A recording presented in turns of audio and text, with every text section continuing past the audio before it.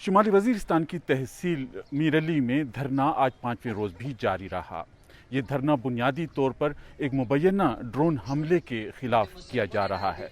इस ड्रोन हमले में 4 बच्चे हलाक हो गए थे, जबकि इतने ही बच्चे ज़ख्मी हो गए थे। इन बच्चों के वालिद ने कहा था कि सुबह सवेरे उनके घर के ऊपर ड्रोन आया था और उसने वहाँ पे उससे धमाका हुआ, जिससे ये बच्चे हलाक भी हुए हैं और ज़ख्मी भी हुए हैं।